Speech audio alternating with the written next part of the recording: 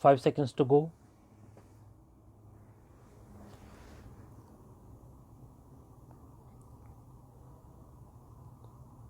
Start.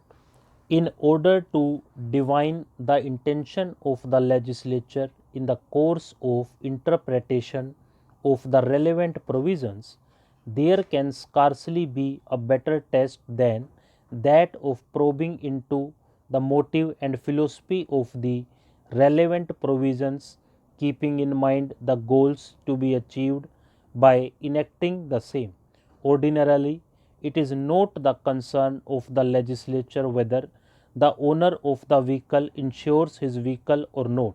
If the vehicle is not insured, any legal liability arising on account of third party risk will have to be borne by the owner of the vehicle.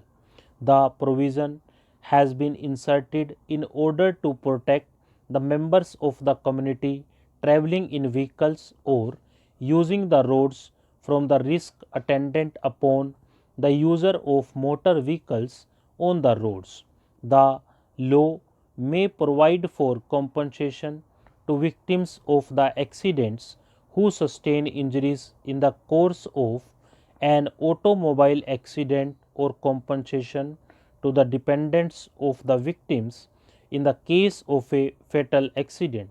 However, such protection would remain a protection on paper unless there is a guarantee that the compensation awarded by the courts would be recoverable from the persons held liable for the consequences of the accident. A court can only pass an award or a decree. It cannot ensure that such an award or decree results in the amount awarded being actually recovered from the person held liable who may not have the resources. To overcome this ugly situation, the legislature has made it obligatory that no motor vehicle shall be used unless a third party insurance is in force. To use the vehicle without the requisite third party insurance being in force is a penal offence. The legislature was also faced with another problem.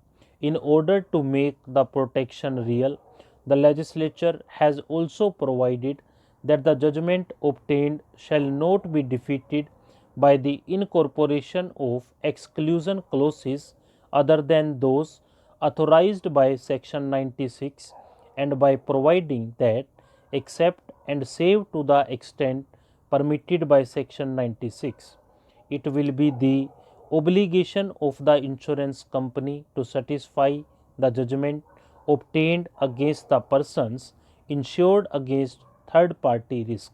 In other words, the legislature has insisted and made it incumbent on the user of a motor vehicle to be armed with an insurance policy covering third party risks, which is in conformity with the provisions enacted by the legislature. It is so provided in order to ensure that the injured victims of automobile accidents or the dependents of the victims of fatal accidents are really compensated in terms of money and not in terms of promise. Such a benign provision enacted by the legislature having regard to the fact that in the modern age the use of motor vehicles notwithstanding the attendant hazards has become an inescapable fact of life has to be interpreted in a meaningful manner which serves rather than defeats the purpose of the legislation. The provision has therefore to be interpreted in the twilight of the aforesaid perspective. Stop.